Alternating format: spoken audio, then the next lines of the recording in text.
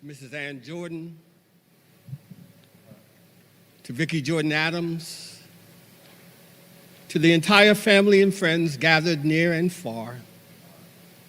We are here to witness to our faith and to celebrate the life of Mr. Vernon Jordan.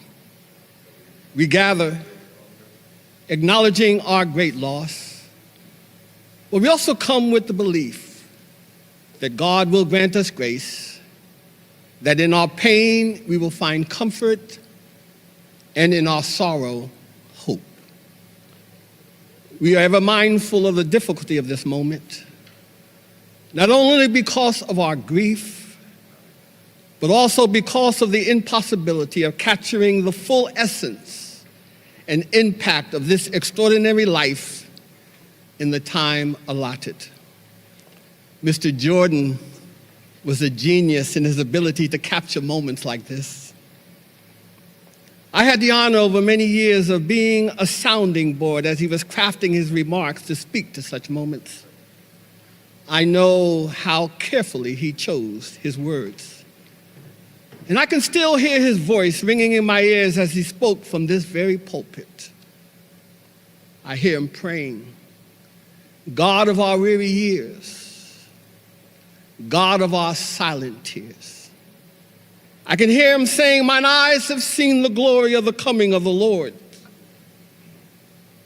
I can still hear him quoting his mother, son, if you trust him, if you just trust him, he will take care of you. I hear him quoting his father, saying, son, you can come home now. I know he loved to quote his dear friend, the Reverend Dr. Gardner C. Taylor. And Dr. Taylor would affirm the difficulty of this moment and lead us into the celebration of life by saying, trying to measure the life and accomplishments of Vernon Jordan is as if one would take a thimble and try to empty an ocean. It would be as if one sought to measure the expanse of the heavens with the span of the human hand. Dr. Taylor would say, something vast and powerful and good has passed from us. It is as though a mighty oak has fallen, leaving an empty and glaring space against the sky where he stood. A mighty oak has fallen. But what he has left us will live on forever. With this understanding, let us pray.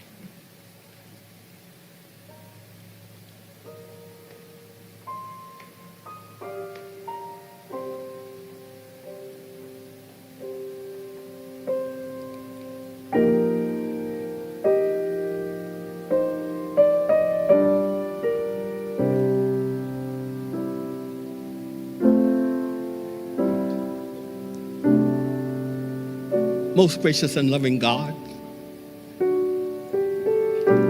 before any human hands touched us, you already knew us. You were closer to us than even our own thoughts. You, oh God, can feel our feelings. You allow yourself to be touched by our sorrow. You know the places where we hurt. Places that are too sensitive for human words to comfort. Because you know us. And because you love us. We come to you for our comfort. We come to you for our strength. We come giving thanks for the life, for the gift of Vernon E. Jordan, Jr. As we come, oh God, we place in your hands the Jordan family. Although they were called to share him with us and with the nation, he was a husband, a father, a grandfather, an uncle, and so much more to them. May they feel our appreciation. And may they sense your love and comfort on this day and in the days and nights ahead. And for us, oh God, we who called Vernon Jordan our friend, our confidant, our colleague, our mentor, we who ran to him for advice and support, may we be comforted. May we be comforted with the understanding that we were blessed to know this incredible human being, this mighty oak, this prince of a man whose life reminded us that we live great lives not because of what we possess, but because of what we believe in, because of what we pursue, and because of what we cherish. When Mr. Jordan walked among us, he gave to us the very best of what you placed in his heart, his mind, and his soul, to uplift and open doors for others. And through the difficult and trying times, he never grew tired in his well-doing. He waited on you, O God, and his strength was renewed. He mounted up with wings as eagles. He ran and did not grow weary. He walked and did not faint. And now he has found a resting place with you. And in this we find our comfort. We thank you, O God. We thank you for the life, the legacy, and the greatness of Vernon Jordan. We thank you for what our eyes will see, our ears will hear, and our hearts will feel as we celebrate his life together. Now drop thy still dews of quietness until all our striving cease. Take from our souls the strain and the stress, and let our ordered lives confess the beauty of thy peace. In your name we pray. Amen.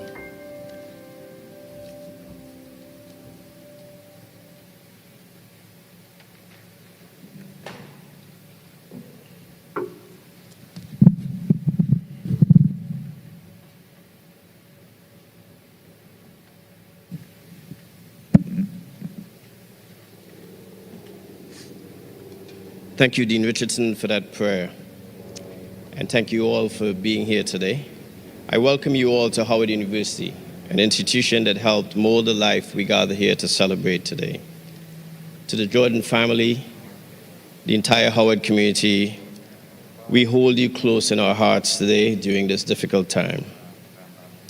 Even on this somber occasion, I take particular pride in acknowledging the presence of the 49th Vice President of the United States, Ms. Kamala Harris. I also extend a special welcome to someone who is no stranger to Howard University, the 42nd President of the United States, President Bill Clinton. And I would like to acknowledge his family, both Chelsea and Secretary Clinton. I want to acknowledge the presence of our distinguished mayor, Morial, who you'll hear from. In many ways, Howard University was founded for a person like Vernon Jordan, Jr. Our motto is truth and service, ideals that Mr. Jordan lived by. At its founding 154 years ago this week, Howard's motto was equal rights and knowledge for all, recognizing the transformative power of education on a people just beginning to taste freedom. On March 2nd, 1867, the 17th President of the United States signed a charter to start Howard University. He would go on to veto the first Reconstruction Acts, because he did not believe that freed blacks deserved an education or a place in the society. He would start the university that would send the first black woman to the White House. The irony in that was never lost on Vernon Jordan. A Howard education truly comes alive when the training received here is actively used to change the world. And Mr. Jordan used his training faithfully to do just that. Today we are gathered to celebrate his life, a task that is both simple and difficult. It is simple because Vernon Jordan was a man of tremendous accomplishment, influence, and impact. He had a clock that clearly did not just simply have the same number of hours in the day that the rest of ours had. The legacy of his life's efforts are vast and undeniable, but it is difficult because our grief at his passing threatens to overwhelm us. Vernon Jordan was more father than father figure to me. Everything from showing me how to change my pocket square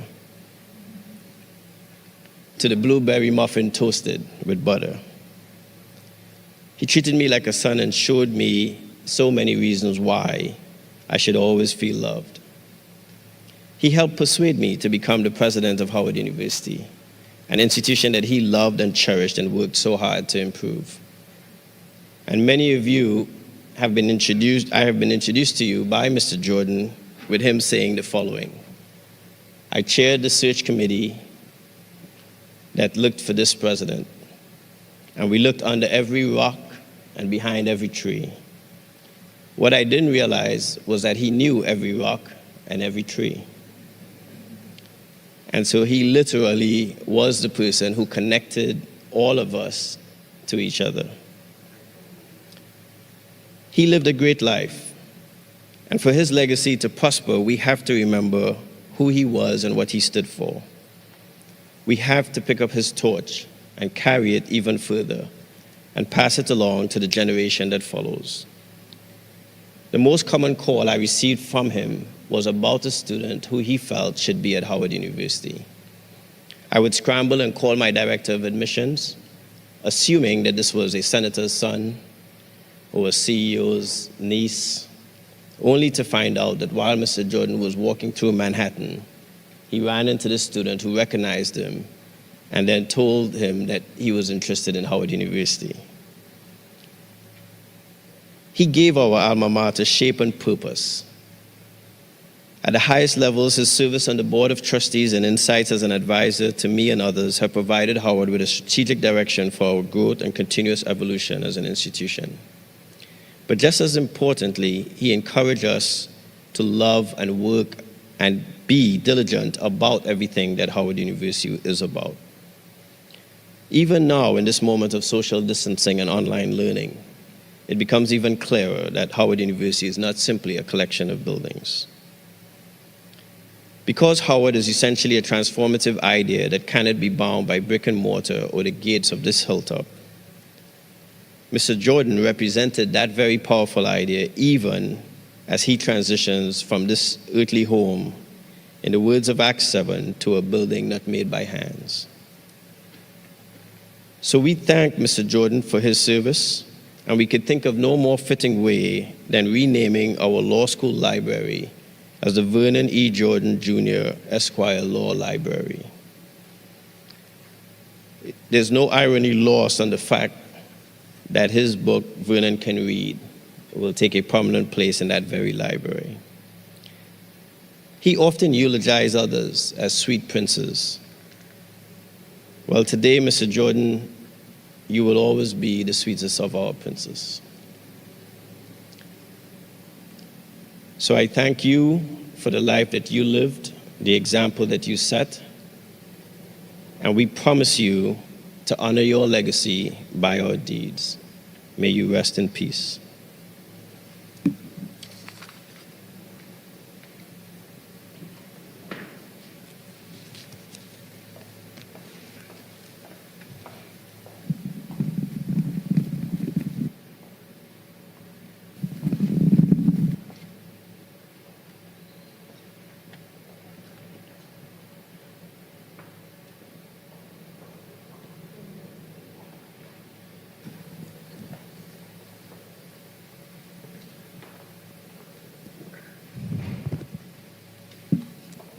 Good afternoon. I'm Morial Bowser. I'm the mayor of Washington, D.C. On behalf of all Washingtonians, I wish to express my deep condolences to the passing of your beloved husband, father, grandfather, and friend. As I called him, Mr. Jordan. This past year, many of us in leadership positions have faced a challenge that is not new, but is uniquely present. And that is the challenge of giving people a sense of hope. We have been challenged to provide a sense of hope throughout this pandemic that it will one day end, and I do truly believe we are close to that day. We have been challenged to provide a sense of hope that racial injustices as old as this nation, many of the same injustices that Mr. Jordan was fighting for in the 50s and 60s, will also too end one day. And we have been challenged even to provide a sense of hope that our democracy, as imperfect as it may be, is not broken, and that we can and we will protect it and expand our most precious American rights, and that's the right to vote. When I think of Mr. Jordan, I think of a man who was expert in providing that sense of hope, but even more expert in providing a blueprint for putting it into action. He showed us that we don't have to choose between fighting for civil rights and racial justice and charting new paths for people, especially Black people in the business community. Vernon was a man whose principles were well known, and he carried those principles into every aspect of his work in life and into the conversations he had with world leaders, friends, and even mayors like me. For that, we are grateful. For the hope Mr. Jordan gave us, we are grateful. As we mourn, please rely on your strength, love, and the support of your family and friends. And those are family, those are friends near and far. Vernon leaves behind a tremendous legacy of strength, perseverance, compassion, and love, which will not soon be forgotten. May his memory always be a blessing and a profound guide for each of us tomorrow and every day thereafter. God bless you.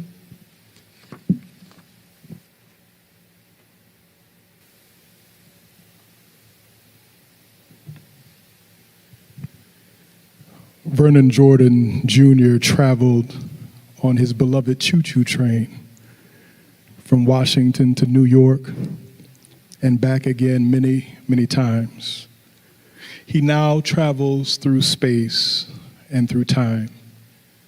He travels toward that inextinguishable light. Travel on, blessed ancestor, travel on. From the 139th Psalm. O Lord, you have searched me and known me. You know when I sit down and when I rise up. You discern my thoughts from far away.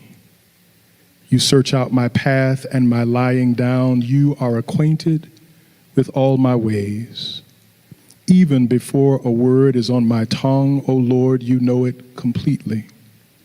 You hem me in behind and before and lay your hand upon me. Such knowledge is too wonderful for me. It is so that I cannot attain it. Where can I go from your spirit, or where can I flee from your presence? If I ascend to heaven, you are there. If I make my bed in Sheol, you are there. If I take the wings of the morning and settle at the farthest limits of the sea, even there your hand shall lead me, and your right hand shall hold me fast.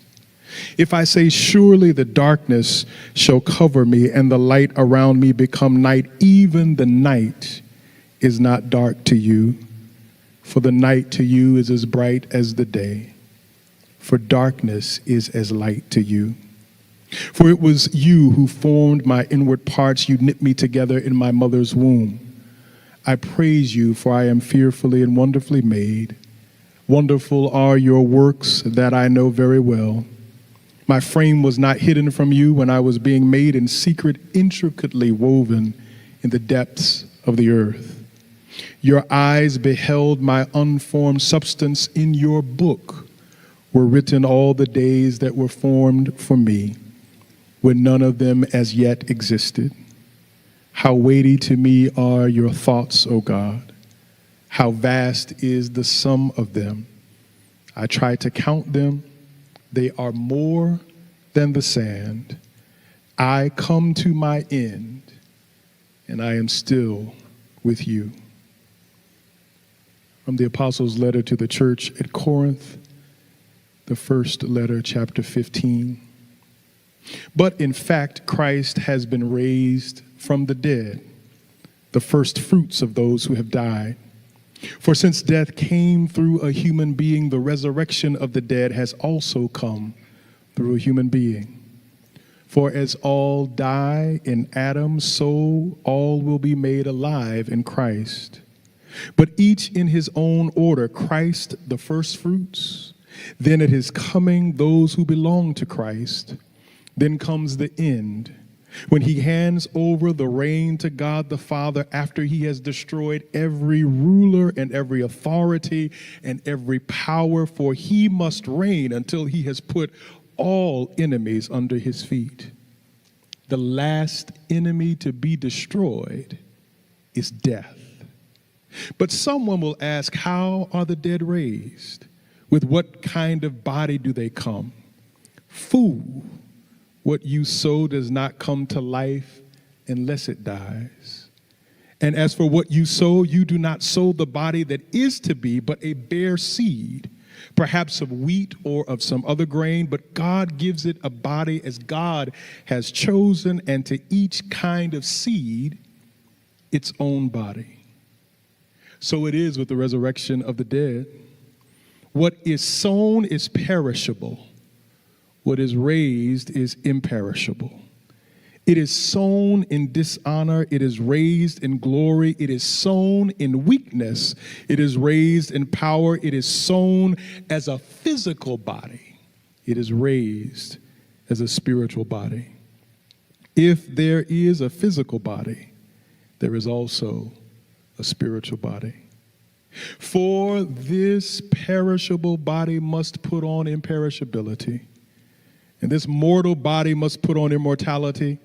And when this perishable body puts on imperishability and this mortal body puts on immortality, then the saying that is written will be fulfilled. Death has been swallowed up in victory. Where, O death, is your victory? Where, O death, is your sting? The sting of death is sin, and the power of sin is the law, but thanks be to God who gives us the victory through our Lord Jesus Christ. Therefore, my beloved Mrs. Jordan, my beloved Vicky, be steadfast, immovable, always excelling in the work of the Lord, because you know that in the Lord your labor is not in vain. Travel on, blessed ancestor. Travel on.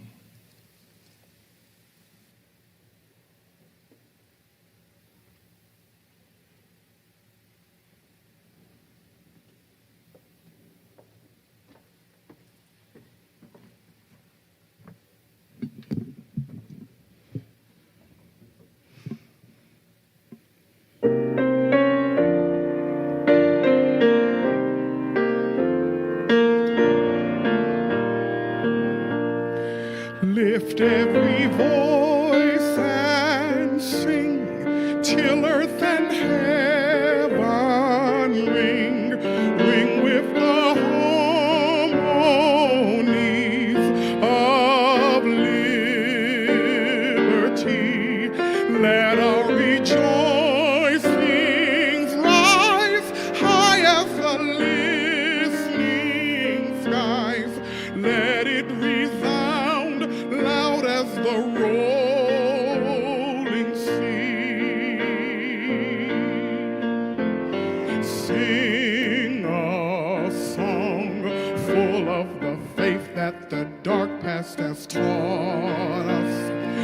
sing a song full of the hope that the present has brought us, facing the rising sun of our new day begun. Let us march on till victory is won. Stony the road we trod, bitter the chastening rod, felt in the days when hope unborn had died, yet with a steady beat have not our weary feet come to the place for which our Father sighed. We have come over a way that with tears have been watered. We have come treading our path through the blood of the slaughtered, out from the gloomy past, till now we stand at last, where the white gleam of our bright star is cast, where the white gleam of our bright star is cast, where the white gleam of our bright star is cast.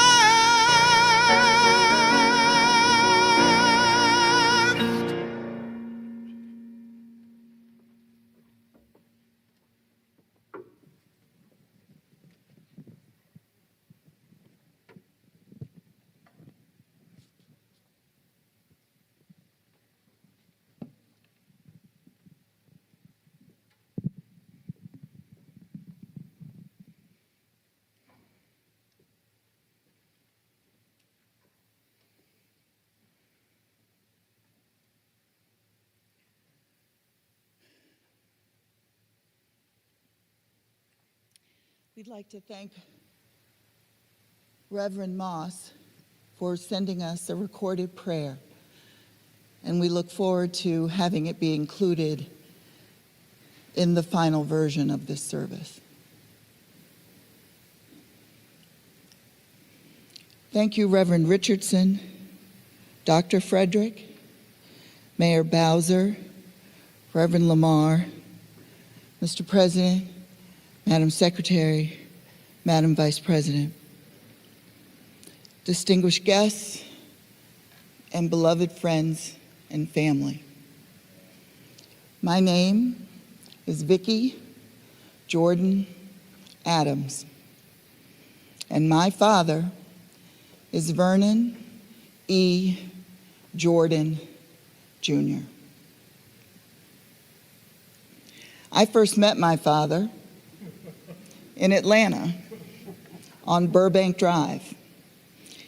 He lifted me up in his big, strong arms and carried me around the world. I learned to trust that bright, beautiful smile draped between those high, chiseled cheekbones. And I learned to read the delight, the fear, the anger, the wonder, and love that blazed constantly through his big, radiant eyes. We went through a lot together, he, my mother Shirley Yarbrough, and I.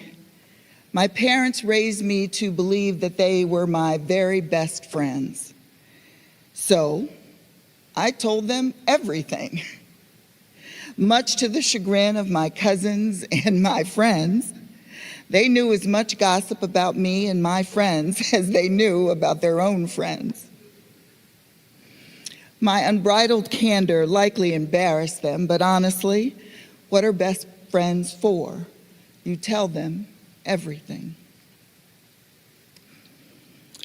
So here we are, much sooner than we would ever have anticipated, saying goodbye to a giant of a man, the most charming man in Washington, according to the Washington Post. Everyone loved Vernon, but no one owned him. He really didn't belong to anyone. He belonged to God. He belonged to the struggle. He belonged to the people, rich and powerful, and ordinary working people. He could converse as easily with the entrepreneurs at the shoe shine stands as he did with the CEOs of American Express, Ryder, or Barrick Gold. He lived his life his way, always remaining loyal to the Lord, his mother, and his country. As evidence of that, I would like for you to meet the extraordinary care team that helped Ann, Tony, Mercer, Janice, and I care for him and our parents over these years. And I would ask each of them to stand, please. Abina Amoa, Marva Anderson, Raquel Martinez, Marie Louis, Lizelle Legat, Arlene Molandras, who is at home keeping everything ready for lunch, and Raymond Sismayet, and Henry Bonsu, Aaron, if he's here somewhere, and of course, the ever-present Gail Laughlin. We have been blessed. Yes, thank you.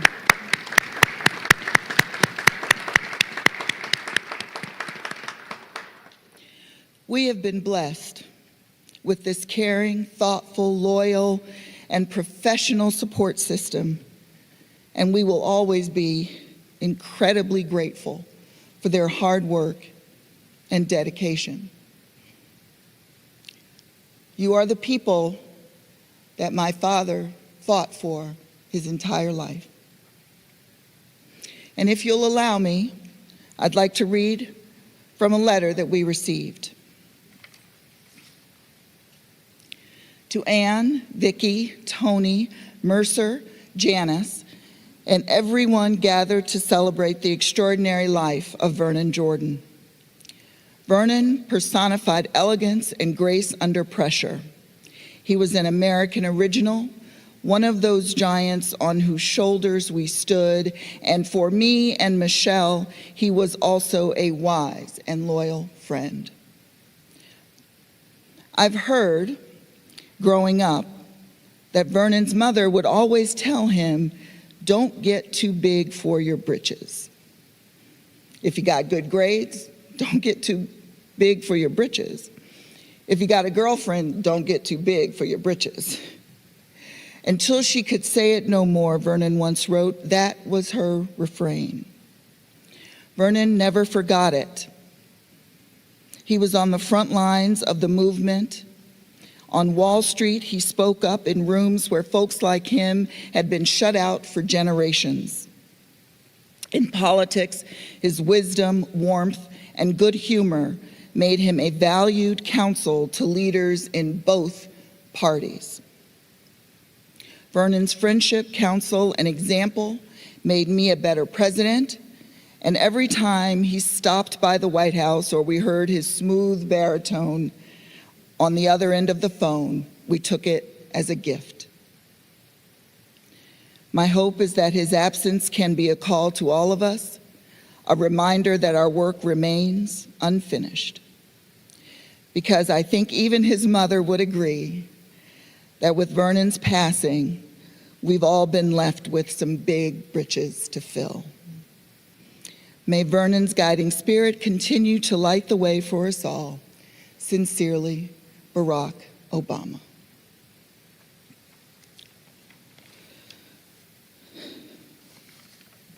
So,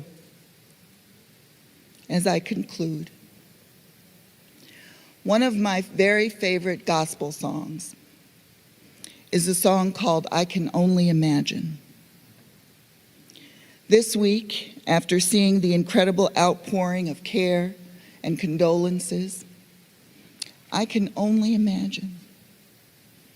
What if Dad had not only been the president of the Black folks, which I really viewed as his role as the leader of the National Urban League, but what if he had been president of all of the people?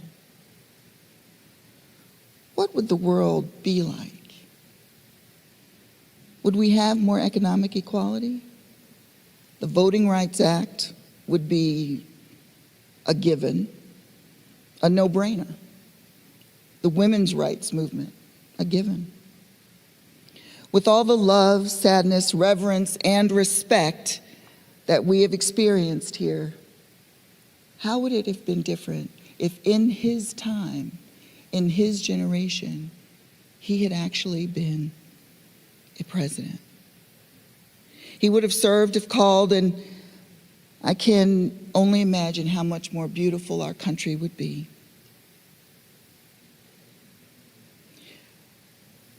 Good night, Daddy-O, and may flights of angels see thee home.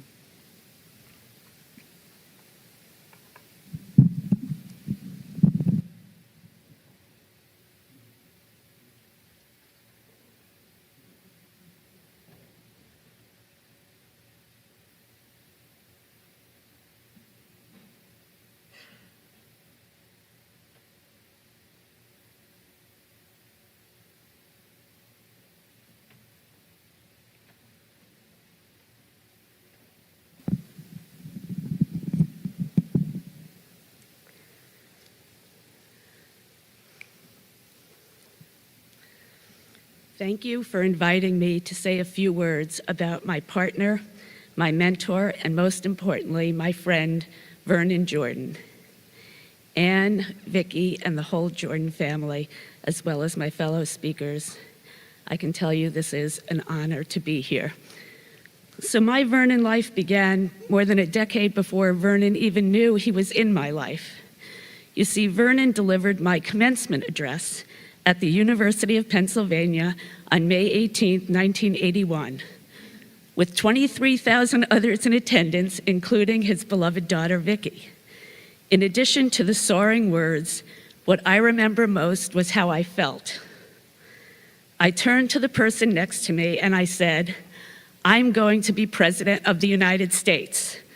Imagine that in 1981, 40 years ago, being a 21-year-old girl and thinking you could be president. Such was the gift of Vernon. I have shared with many of you the pivotal moment in my life 13 years later when I joined Aiken Gump and introduced myself to Mr. Jordan. I told him he had been my commencement speaker and that I remembered every word he had said. He took me by the hand and he said, "Young lady, I don't know who you are or what you're doing here, but you are my new best friend." And that moment changed everything because Vernon actually meant it. It began almost 30 years of a friendship that has been one of the greatest gifts of my life. What did it mean to have Vernon in your life? It meant loyalty, wisdom, guidance, advice, and most importantly, a belief in you that knew no bounds. Once you were in his orbit, it was all-encompassing. Early on in my Vernon life, my twin sister bravely went up to Vernon at a fancy Metropolitan Museum event and introduced herself. He literally lifted Janice off her feet to embrace her. Such was the enveloping nature of his warmth. And the next day, it wasn't just my twin sister who called me to say, "I met Vernon Jordan." It was Vernon calling to tell me, "I met your twin sister." A few years later, I raced home from work to grab my girls, then 8 and 13, to take them to Barnes & Noble. I wanted to attend Vernon's book signing for Vernon Can Read. I waited to be the last in line so I wouldn't be rushed.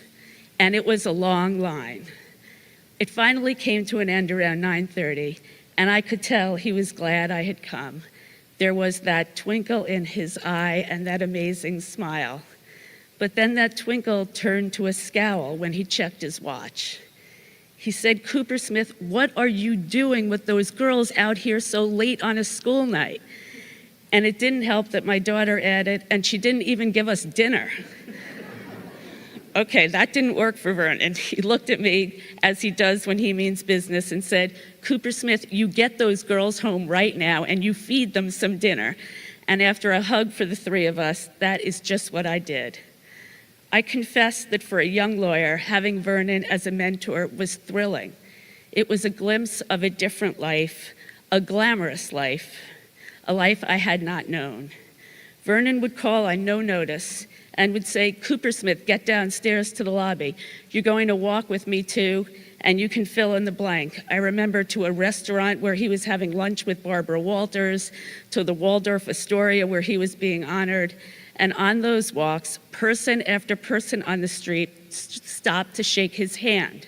Executives, young people, delivery people, every stripe of life would stop him. And the amazing thing, as you keep hearing, is that Vernon stopped for every one of those people.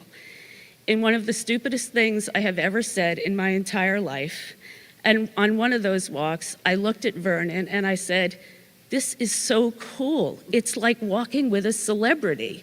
And Vernon looked at me and said, "Cooper Smith, I am a celebrity." Point well taken. I realize now that every one of those walks, every entreaty to come to his office now, every invitation, every gentle rebuke, every tale of injustice addressed were all part of how he nurtured me, how he taught me, and how he developed my moral compass so that I now have the great privilege of being the chairperson of Aiken Gump, his great law firm. He parted the waters of my firm to make this path available to me, but equally importantly, he parted the waters of my own mind to allow me to see myself in a place I wouldn't have thought possible without his empowering force. And my story is the story of so many others. It is hard to absorb that my life, knowing Vernon Jordan, started with him delivering my commencement speech, and now I am here saying goodbye. Speaking today will always be one of the greatest honors of my life. A book I read recently by Sigrid Nunez brought Vernon to mind immediately. When did he plant the roses in full magnificent bloom now, the red and the white, a fragrance to make you go, ah. I think how much they must have pleased him year after year and made him proud. What we miss, what we lose, and what we mourn, isn't this what truly makes us who deep down we are? Vernon, I miss you and I deeply mourn that you are gone. You planted so many roses and they are in magnificent bloom now everywhere. Thank you and rest in peace, my very dear friend.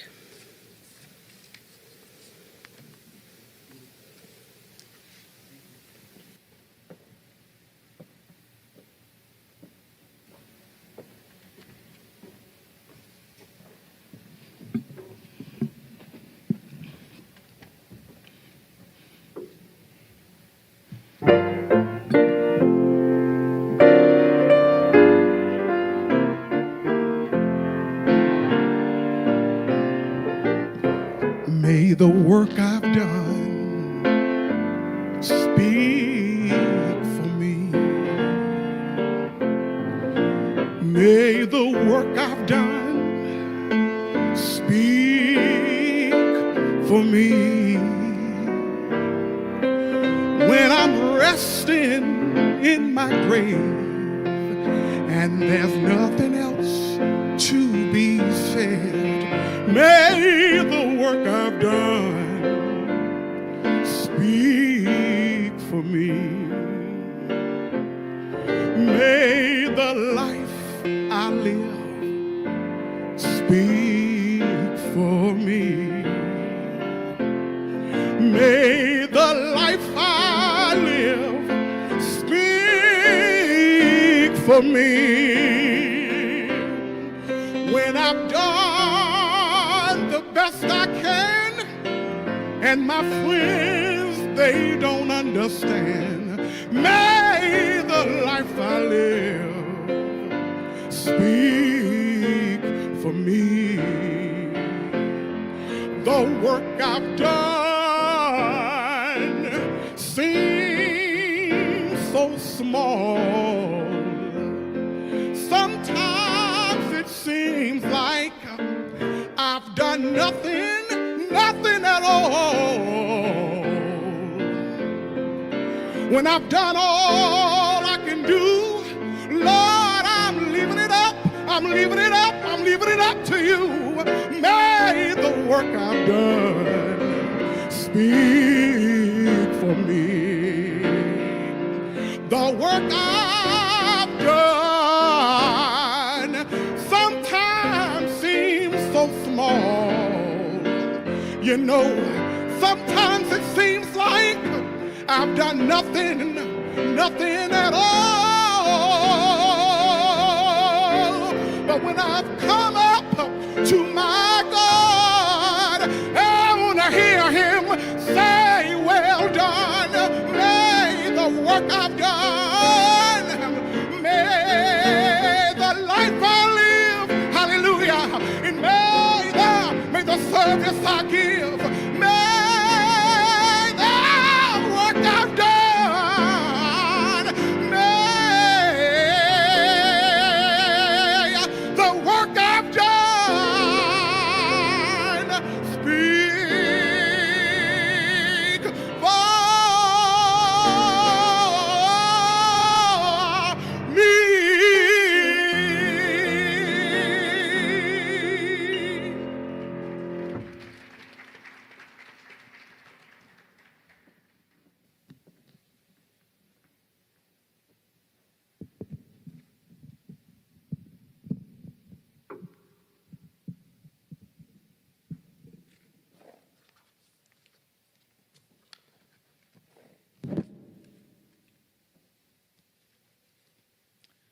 I want to extend Kathy and my deepest condolences to Anne, who Vernon deeply loved, to his wonderful daughter, Vicky, who was so devoted to him. And thank you, Vicky, for those beautiful words about your father. To Mercer, Tony, and Janice, whom together with Vicky provided Vernon with strong support, compassion, and love, and to all of his beloved grandchildren. Let me attempt the impossible task of paying adequate tribute to Vernon Jordan. He was larger than life. He was majestic, but he was down to earth. To me, he was an American original, and he was truly authentic. I very proudly hold myself out as a mentee and friend of Vernon Jordan. What Vernon was able to do in business was transformational. He was the first crossover artist. By this I mean he transitioned from being one of the most important civil rights leaders to the world of business. And he continued his crusade for racial justice and equal opportunity. In a list of successful blacks in corporate America, most of them were influenced by Vernon, and a good number of them were individually mentored by him. He is most responsible for opening the door for blacks in business and also guiding them on the pathway to success. This was not something he talked about to get credit. He made it happen. Vernon also mentored people from all walks of life, and he was a discerning judge of someone's character. He was an amazingly open person. Civility and character were core attributes that he looked for in people. If you had those two attributes, he would help you and be your friend despite any political or ideological disagreements. Vernon was the best friend you could have. He was relentlessly focused on building relationships with people at every level. He brought joy into their lives. He was charismatic, but genuine, and he possessed great wisdom and judgment. A number of CEOs, including me, said, if I have an important decision to make, I'm going to go to Vernon. I will leave you with a personal story and the best advice I received from Vernon. When the American Express board elected me CEO, Vernon passed me a folded note in the boardroom. It read, Ken, if I were in church, I would say, hallelujah, hallelujah. I am so proud. Henceforth, you will always go by Mr. Chairman. And that is the way he always greeted me. The best advice he said to me at least 50 times, Mr. Chairman, we're here because we stand on the shoulders of so many. We have the responsibility to live our life so people will stand on our shoulders. I will end with a passage from the Bible that Vernon once gave to me, the second book of Timothy, chapter 4. I have fought the good fight. I have finished the race. I have kept the faith. Vernon, no one did it better. God bless you, my mentor and friend.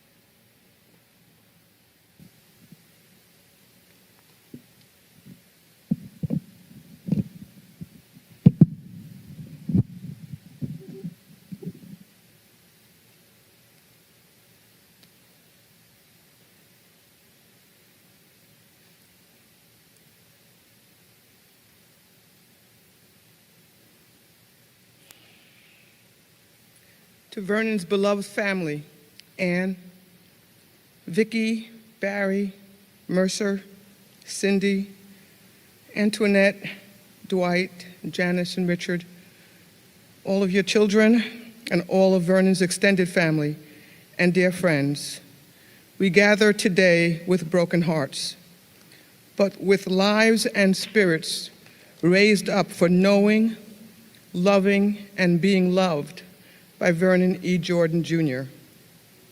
He was many things to all of us, a giant, imposing, striking statesman, a banker, a lawyer, a civil rights leader, an orator, a wise man, a corporate titan, an advisor, a mentor, a smooth operator. He was beautiful, handsome, extremely well-dressed, always, sexy, and one of my favorites, a crossover artist, thank you, Ken Chenault, a father, husband, and on and on. Vernon was all of that, but the one thing that more than anything else Vernon was for me, he was my friend. I have been blessed and honored to know Vernon for more than 30 years, since I was a young executive at Xerox. Fast forward through my life to today, Vernon took my good life, and through his friendship, fundamentally changed the trajectory of my life from a good life to a great life. Vernon was my very best friend. Vernon surrounded me. He engulfed me, enveloped me, and shone a light on me. He gave everything that he had to offer, everything. A whole unique and generous spirit. Vernon held nothing back from me. He gave me access to amazing people, amazing experiences, great restaurants, his inner circle, his family, and himself. He gave me motivation, comfort, love, and very importantly, perspective. The best way to describe Vernon's form of friendship is through stories. So here are 3 short stories. When I was appointed to CEO of Xerox, you get the message here, Kim, Ken, me, Vernon called me to congratulate me. He already knew what was happening. He was on the board. He was weeping. He said exactly what I needed to hear. He said to me, Ursula, you are not only smart, you are not only a great operator. Ursula, you are a beautiful person. Keep that. Never lose that beauty.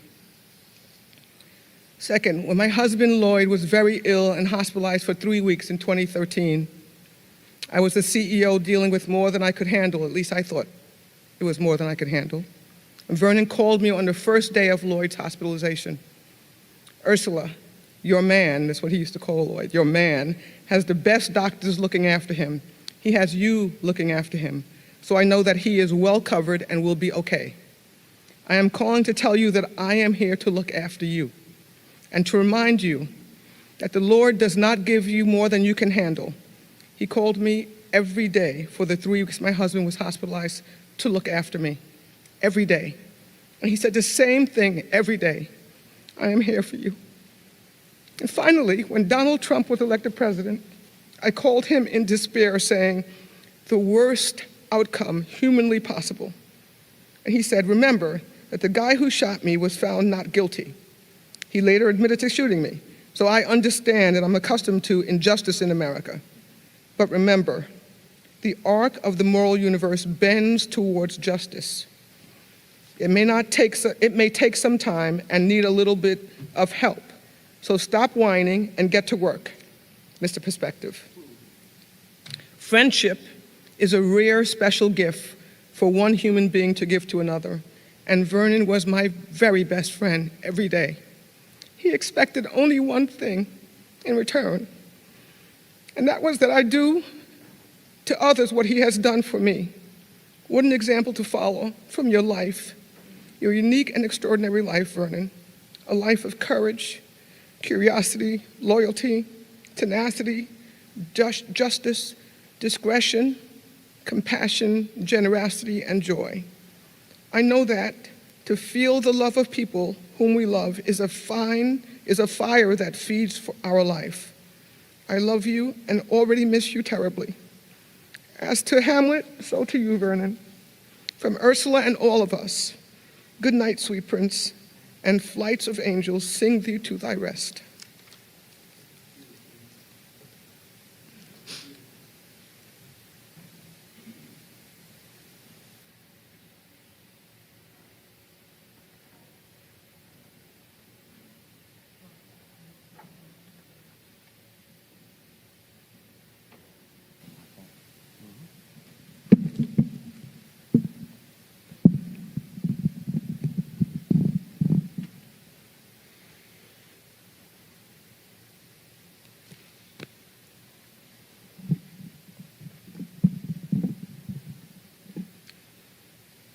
To President and Mrs. Clinton, Vice President Harris, to Ann and Vicky and the extended Jordan clan, to my friends Janice, Mercer, and Tony, I am honored to be here today. And I'm here today on behalf of my late father and mother, who admired, loved, and worked with Vernon Jordan in the 1960s. And it is through them that at 16 years of age, I met this impressive, this powerful, this authentically black man. And I'm here on behalf of my wife and children, my wife who's covered Vernon on behalf of CBS, my children who know Vernon as the guy with the big house on Martha's Vineyard.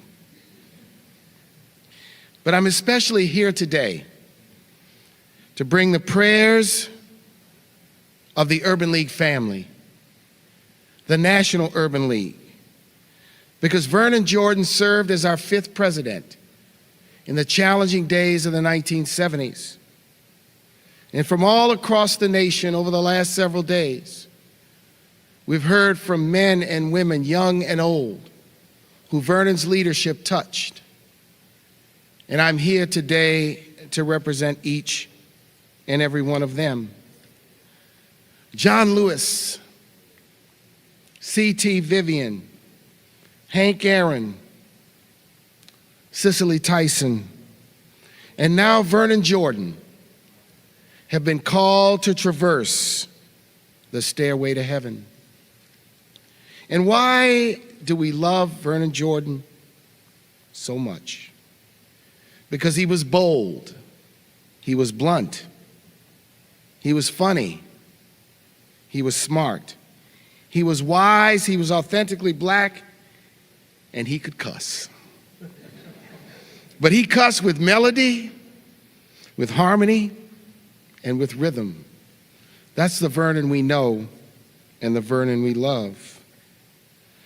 But as we love Vernon, how should we remember Vernon Jordan? His wonderful and powerful accomplishments, from civil rights to the boardrooms, from K Street to Wall Street. We can remember his 80+ honorary degrees. But I think what we have heard today is that we should remember Vernon Jordan as a man for others. A man who dedicated his life in many ways. He was a man for others in 1961 when he walked those two students into a previously segregated University of Georgia. He was a man for others when he steered the voter education project, the United Negro College Fund, and became president of the National Urban League, all before he reached the age of 35. And as a man for others at the National Urban League, he took us to the pinnacle in workforce, in job training. He created the State of Black America report when he heard President Ford give his State of the Union address, and Senator Edmund Muskie, the Democratic response, and never once mentioned urban America or Black America or poverty or civil rights. And Vernon's exact words, excuse me in the presence of the Lord, was, "I'll create my own damn report." And the State of Black America was born. As president of the National Urban League, he ushered in a new generation of activist leaders at the local level, and his influence remains with us today. But he wasn't done. He wasn't done. He continued to be a man for others as he joined a prestigious law firm, as he joined the Lazard investment banking firm. And as you've heard from Ursula and Ken and Ms. Cooper-Smith, everywhere he went, he was unselfish in giving of his time, his energy, and his wisdom, a man for others. And everywhere he went, while he may have been the first, he didn't go there alone.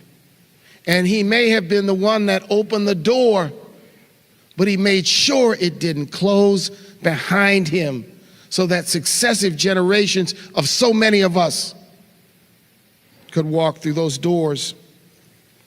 Vernon Jordan must be remembered for, yes, being that celebrity, for, yes, being that beautiful man, for, yes, being that witty person, for, yes, being that brilliant advisor. But he must be remembered as a man for others. And as a man for others,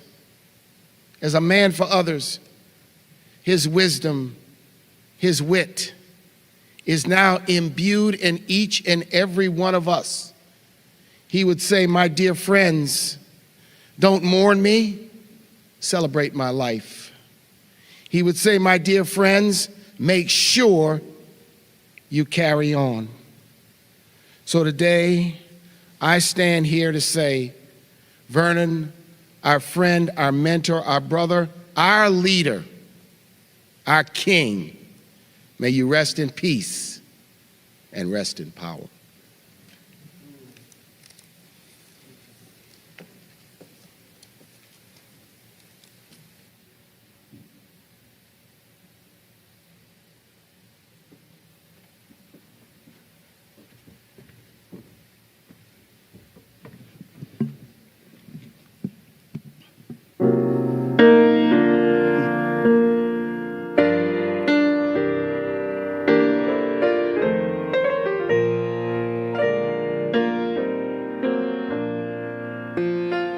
Sing about amazing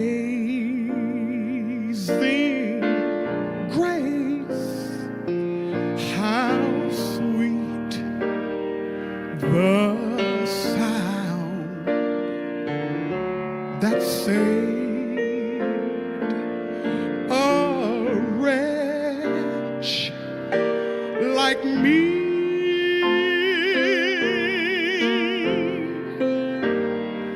I once was lost, but now I'm found.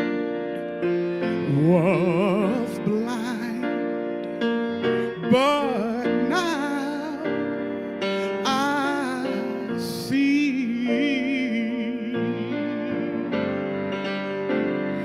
Through many dangers, toils, and snares, I have already come.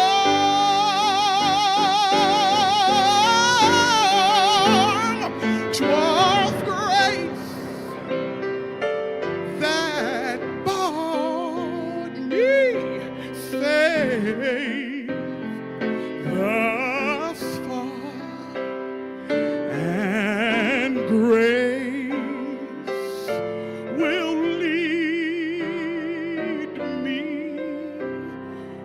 home.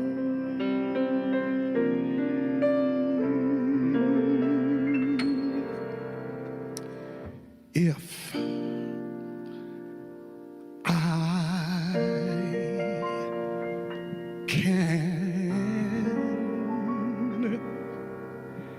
help somebody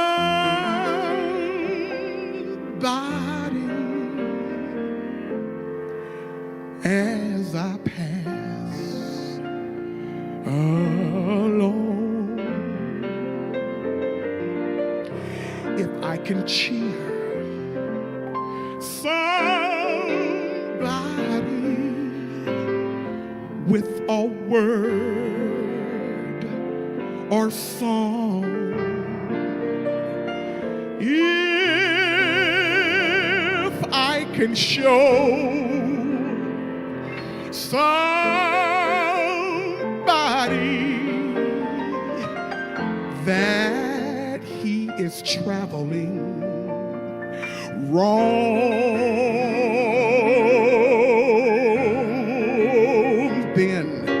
then my living shall not be in vain.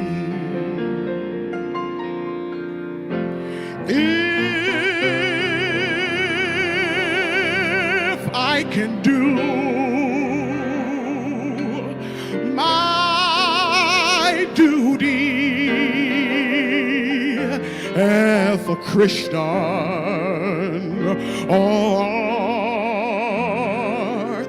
if I can bring back beauty to a world of want, if I can spread some sunshine as the master taught, then my living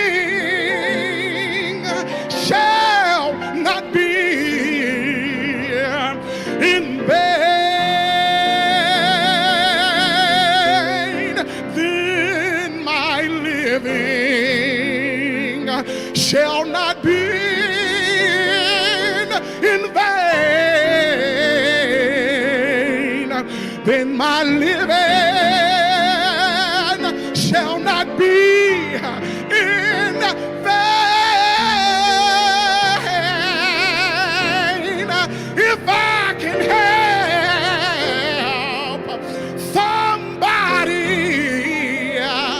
as I travel alone,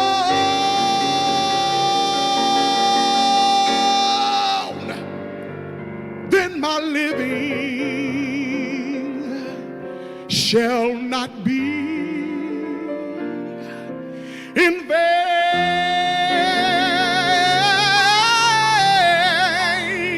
Then my living shall not be in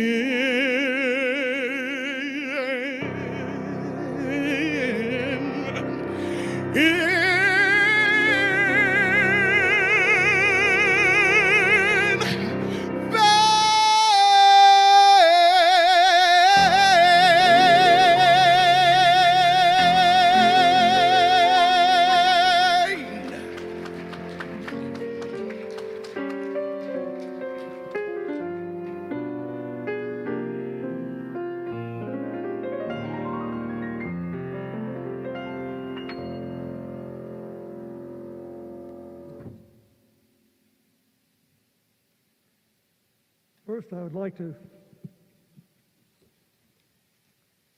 take my mask off. I want to thank LaFrederick Coxon for those wonderful songs. He has lifted this service. President Frederick, Dean Richardson, thank you for having us all back to Vernon's alma mater, Vice President's alma mater, and soon to be the home of the Vernon Jordan School of Law. That's my kind of law.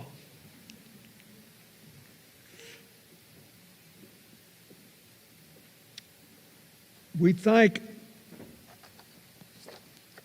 all of you. I have to say to Reverend Lamar, he loved Metropolitan. And as you know, I had a service there once a long time ago that was pretty important to me. And I want to use Howard and Metropolitan for what I would like to say today about Vernon. First, to Ann and Vicky and Barry and Tony and Dwight and Janice and Richard and Mercer and Cindy and all those wonderful grandkids. I thank you for making his life beautiful to the very end. I thank you for inviting Hillary and Chelsea and me to share so much of it. Maybe you didn't have any choice, but near as I could tell, you didn't put up any objection to Vernon and Ann insisting that we showed up in all the years we were in Washington at the house on Christmas Eve. We had Christmas Eve at the Jordans and opened our presents the next morning. And we'd eat and play and watch the kids grow and then go to the National Cathedral, light our candles, and for me at least, choke on the incense. I like the incense, but it's hard for me to sing Christmas carols with them. Those Christmas Eves were indelible to me because of what I thought I knew then about Vernon Jordan.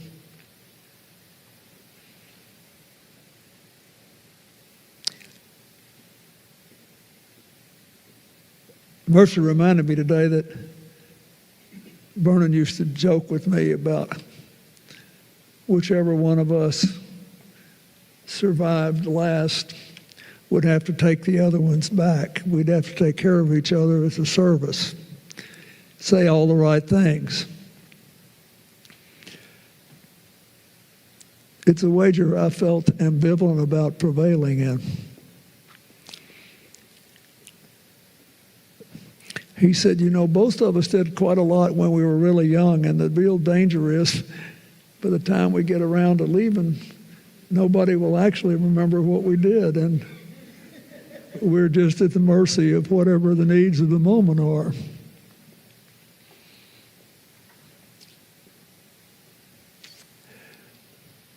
So I'm supposed to stand up here and talk about a man I loved and be grave and proper and ex-presidential. I don't know what that means, but I'm sure you get it.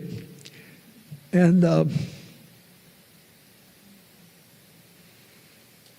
feel something more. I woke up 3 times last night. I could hardly sleep. Something happened to me yesterday, and I finally got out of denial and started grieving and celebrating and being grateful.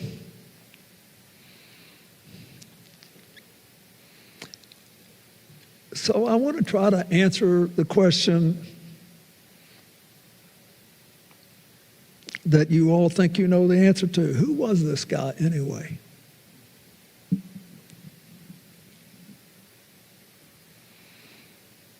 We know that at a very young age, as my old friend Mayor Morial said, Vernon Jordan had made an impact through the NAACP and the Voter Education Project and the United Negro College Fund and the Urban League. We know that. We know that he helped a lot of people along the way and mentored a lot of people. We know the church meant a lot to him. We know his mother was a great business person. We know because of, if for nothing else, I think the last great speech he gave here, Mr. President, at Rankin Chapel, about 4 angry old men a couple of years ago, that his grandfather said at 70 his great last hope was that at least he'd get to go to the bathroom one time inside in a warm place.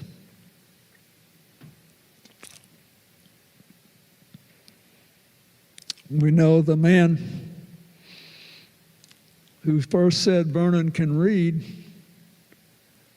had a distinguished resume, but a limited soul.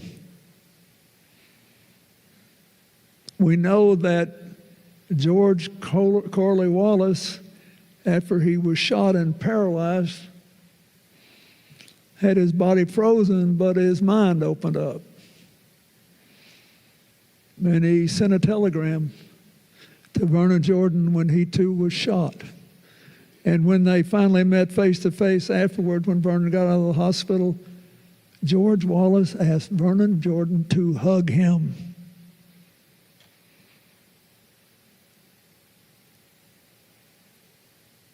And we know Vernon Jordan, recognizing he had somehow joined the ranks of old men,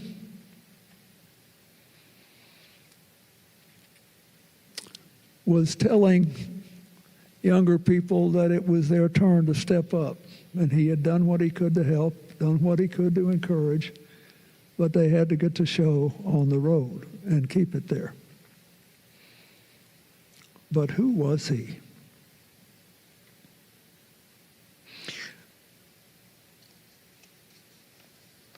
The gift of his friendship came into my life, like a lot of other good things, because of Hillary. She met him at a League of Women Voters convention in 1969. And then she introduced him to me in the early 70s, and then he called me one day in 1977 when I was Attorney General of Arkansas. to tell me that he was coming to speak to the local chapter of the Urban League. And he said, you know, I think you should come there and introduce me. After all, he said, besides Georgia and the Supreme Court bar, that's the only other state I'm a member of. It's a long story why not important anymore, and the D.C. bar. And so he said, I appreciate that. Well, look, I'm not an idiot. The last thing in the world he needed was for me to introduce him. He thought if I introduced him, it would help me big time with the people that were in the crowd. And it was my first elected office. So I did. And we continued our friendship, and Hillary did, and Chelsea wasn't around yet. Then in 1980, we had an amazing year. Chelsea was born, Vernon got shot, and I quickly became the youngest former governor in the history of the country, being washed away in the Reagan landslide. He spent almost 100 days in a hospital with wounds that stayed with him for the rest of his life. The only time I ever got mad at anybody talking about Vernon was somebody that said, you know, he really shouldn't have left the movement so soon and gone for the money. And I said, you go get some lead in your back that hurts you every day for 30 years and come by and talk to me about it. And I said, what he did was the next step on his journey. On his journey and his journey for the rest of us.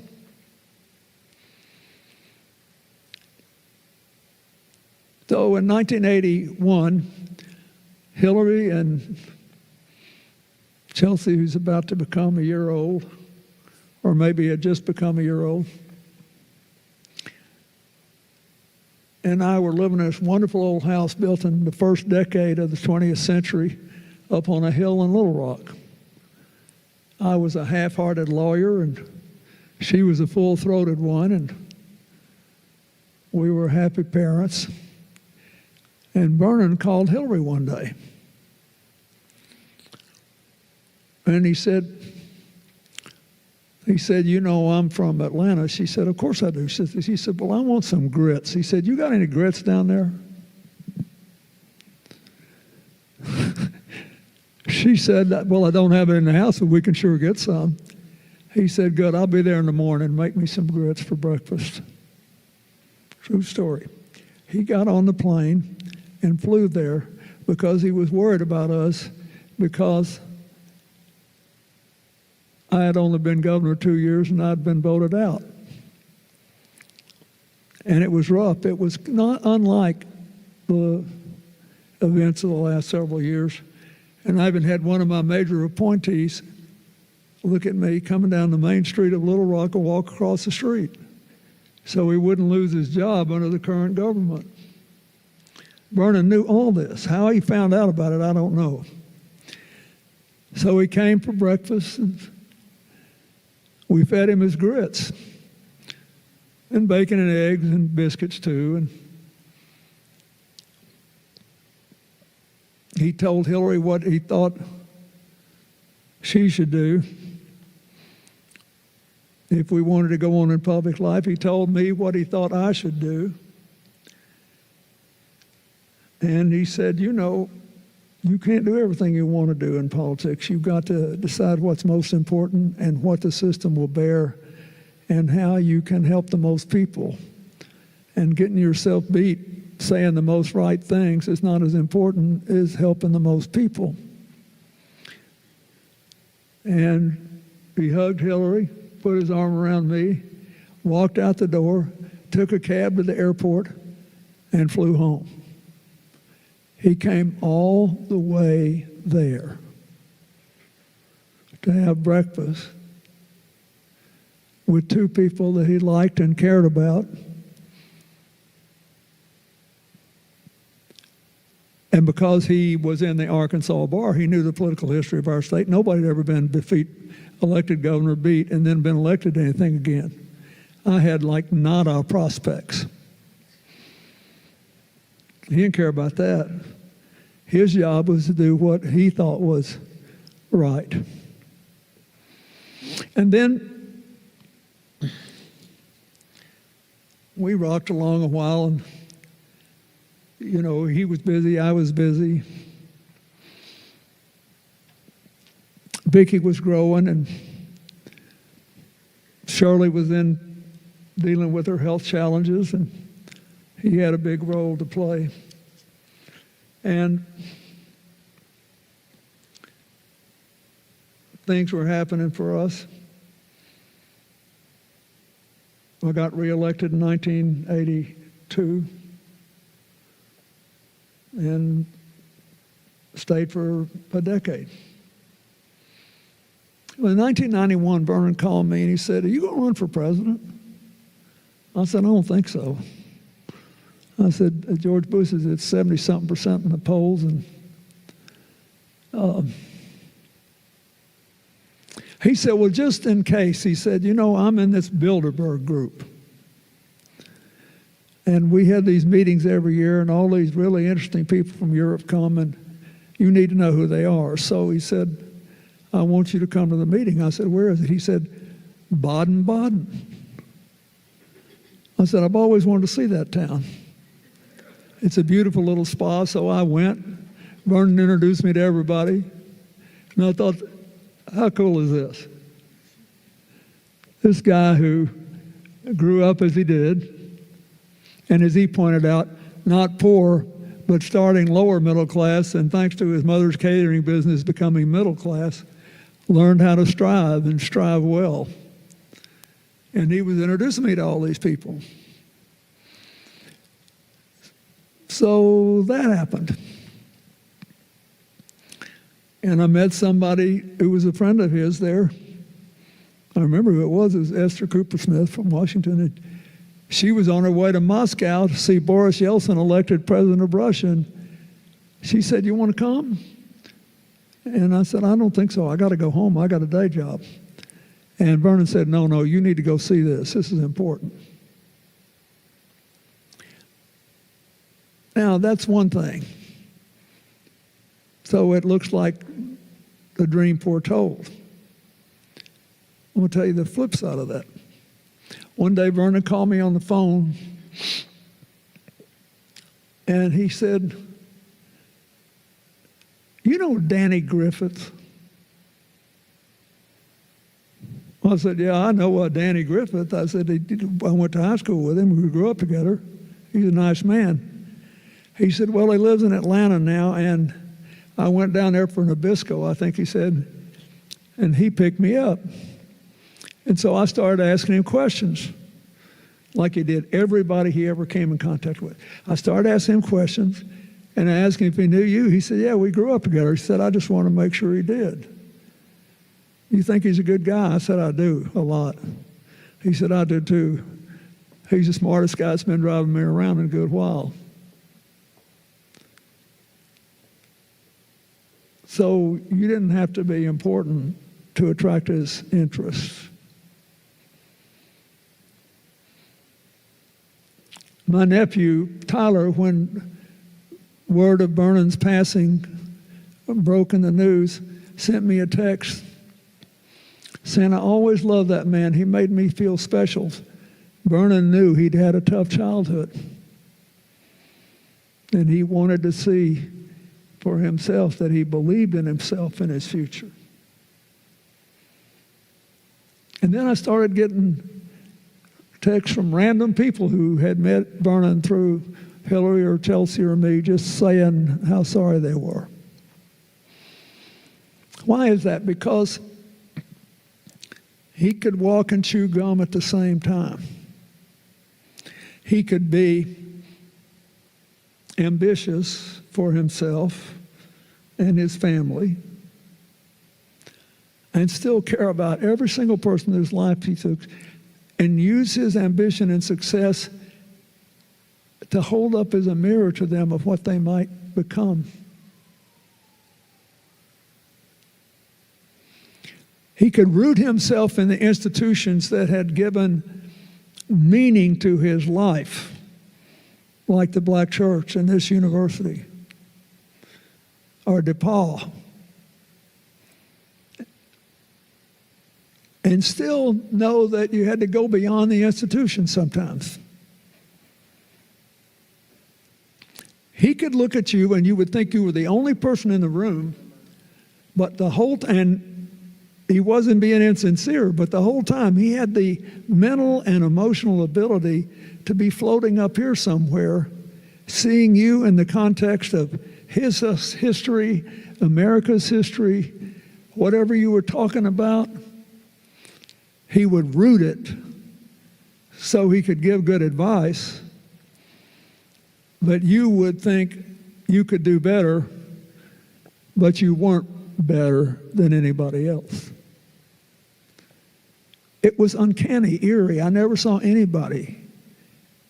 It was like, you know, watching Toscanini or listening to Pavarotti sing or something. And he was conscious of some of this, but not all of it. It was there. And I started digging in Vernon Can Read last night, and I came across this. I thought I remembered it, and I finally found it. He said, one of the strangest parts of being in public life is that people who don't know you believe they know you. He said it's understandable. We all try to make sense of the world we live in, and we're just curious about other people. So inevitably, from whatever snippets of information we get, he said, a storyline grows up around a famous person. The image is often wrong.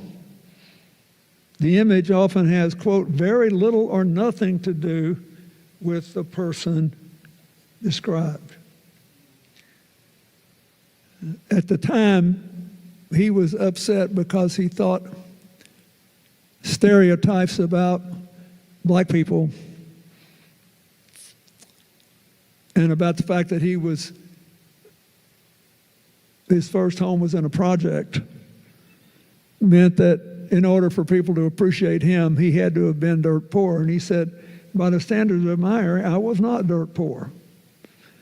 And people don't understand that the projects were not always places where we isolated poor people. There were people of all levels of education and skills. But I spent a lifetime studying him and listening to him. I was always being surprised. Chelsea told me this morning, I said, anything you want me to say about Vernon? She said, yeah, when I went home to New York, after I got out of Stanford and then got out of Oxford and I went to work, he just called me at random times, but on a regular basis to have breakfast or lunch, because he knew I was just starting out. I was in a tough environment, and I wanted to make a go of it, and he'd check on me. I never knew that because Vernon honored her privacy the way he did mine or yours. He just found a way. So the point of all that is you have to know why you feel these things. And I think it's because more than virtually anybody I ever met in my life, maybe anybody, he became a man in full. He maximized his own abilities. He maximized his own achievements. He built a great family, and lost his first wife to a debilitating illness after taking the best care of her he could. And then he met Ann, and for years she saved him, and then he did his part. Along the way, he found people like Hillary and me that he just liked and believed in. And it was second nature for him to stick up for them and support them and help them.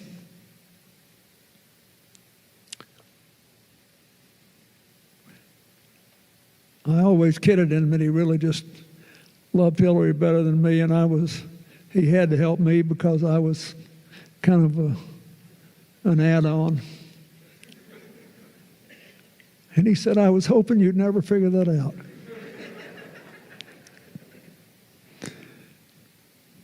Our conversations would not do very well in the public light today because we were not so politically correct, but I did get permission from Vicky to tell this one story.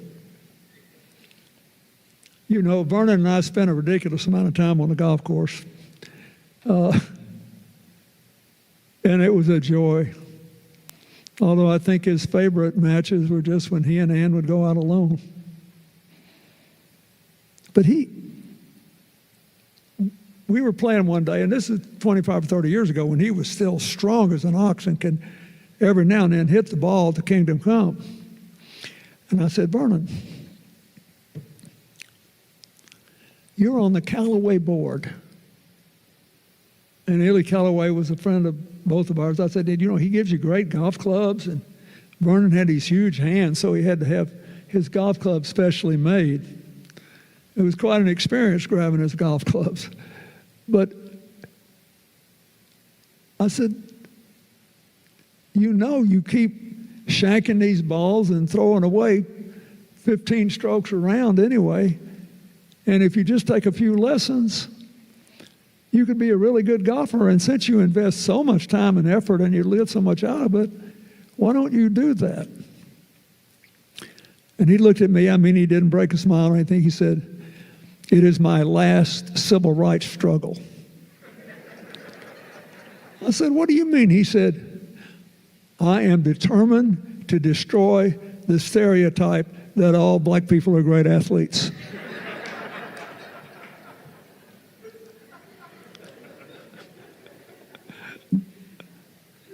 I think what he was determined to do is not to work any harder at it than he had to. He'd worked hard all his life. He'd worked hard. He had to think hard about 1,000 other things. I think he liked doing something that was pretty and helpful and fun, and he didn't have to think about. Vernon Jordan was worthy of our love and admiration because he was a man in full. He proved you did not have to choose between being good at business or law and believing they should both be more inclusive, more open, more on the forefront of positive social change. That you didn't have to choose between standing up for what you believe is right and treating everybody you met, including people you had no political agreements with, as a decent human being. That's why I like that Alfalfa Club. Heck, he made me go to that thing one time. I couldn't believe it. But he loved it. And he said, you know, this town is obsessed with politics, and we're turning each other into cartoons. And it's hurting the country. He said, I do this because the people on the other side are still people. And the crazier things get, the more I want to try to bring them back to personhood. I want us to see each other as people again. He never felt the need to be riven with anger at people that he thought were badly wrong. He was better at that than anyone I have ever known except Nelson Mandela. And I think he did it for the same reason Mandela did. In the end, Vernon Jordan was in the freedom business.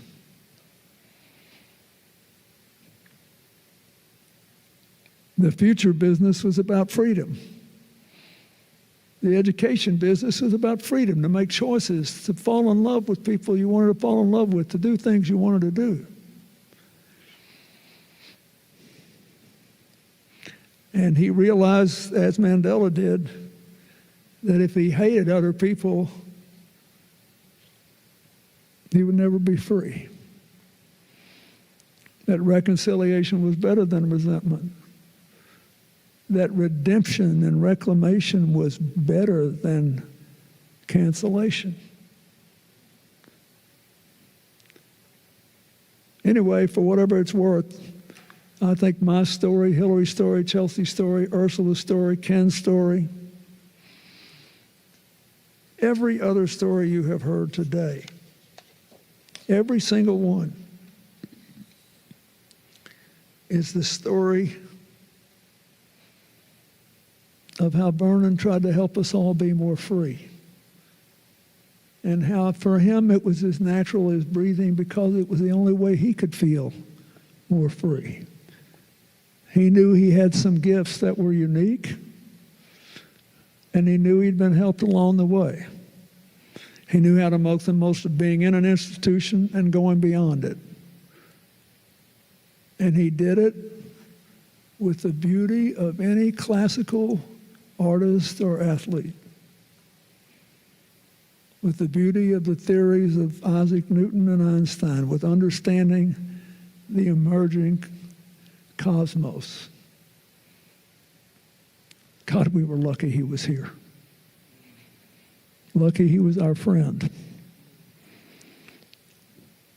Lucky that in this imperfect world, somehow he found us and we found him.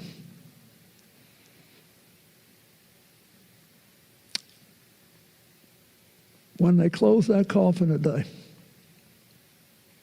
I felt like a part of my heart was going to be pulled out of my body.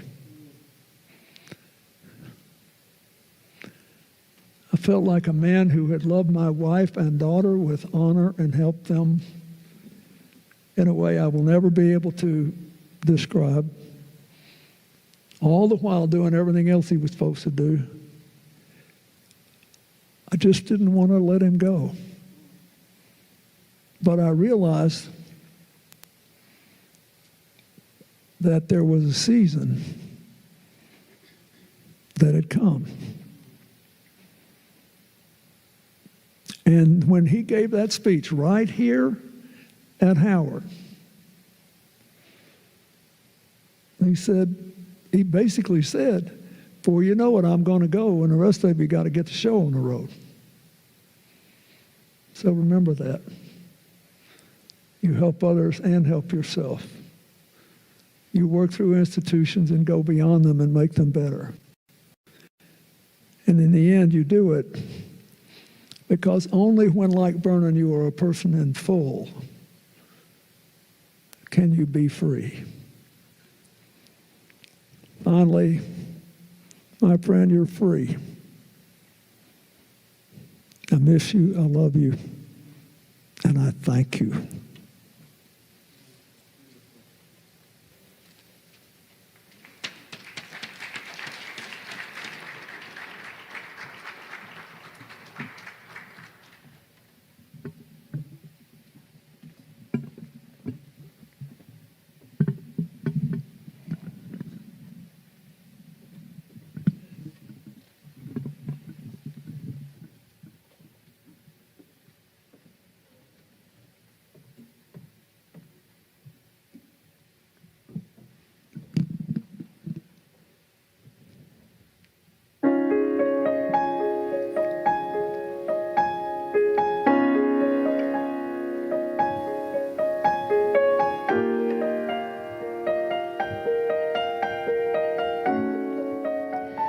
Take me to the King.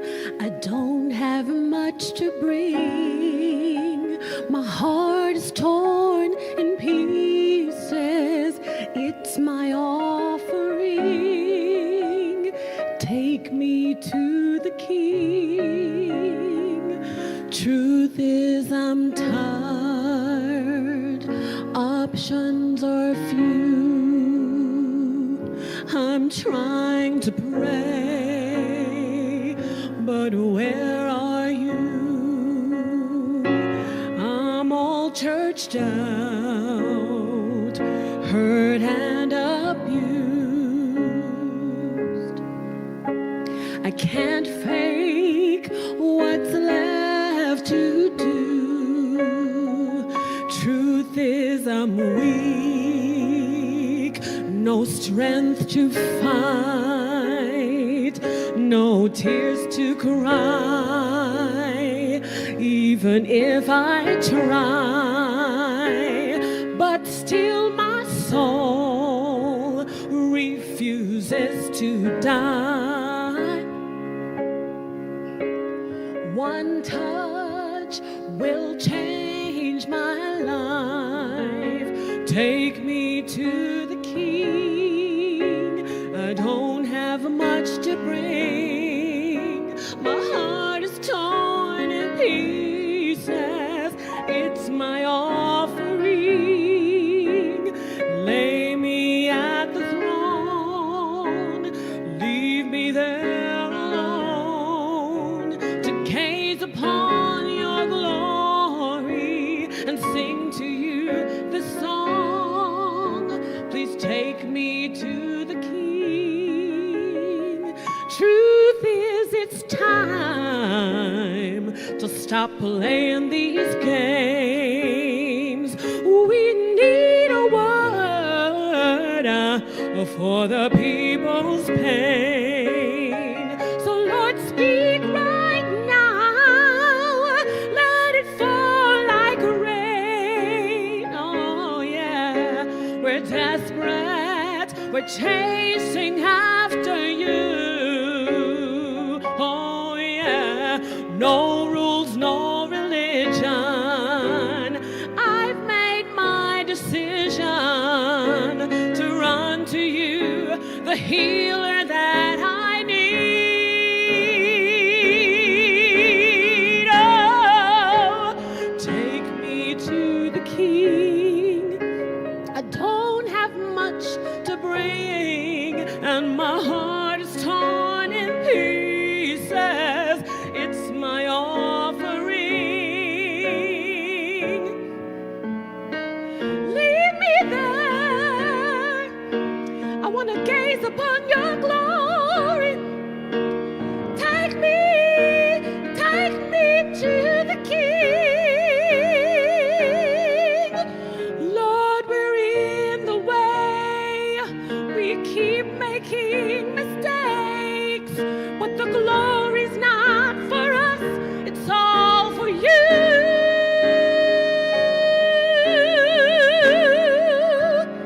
Take me to the King. I don't have much to bring. My heart is torn in pieces. It's my offering. Take me to the King. Take me to the King. Take me to the King.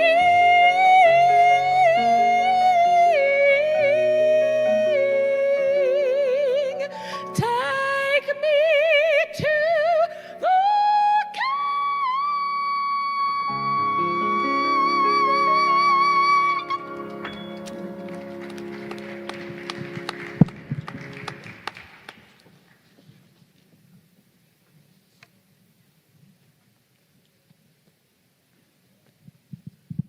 Again, I'd like to thank the Jordan family for bringing Vernon Jordan back home to this place that he loved.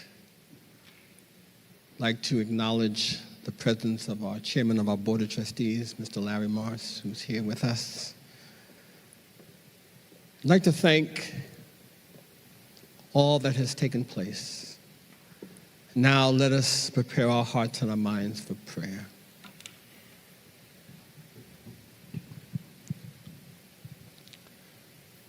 We thank you, O God, for what our eyes have seen, our ears have heard, and our hearts have felt. We thank you for the life Mr. Vernon Jordan. And now I said to the one who stood at the gate, give me a light that I may go out into the darkness and into the unknown.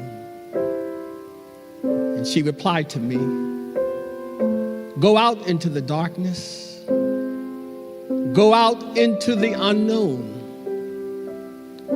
but put your hand in the hand of God, and God shall be for you better than light and much safer than a known way. May the Lord bless you and keep you. May the Lord make his face to shine upon you and give you peace, both now and forevermore. Amen.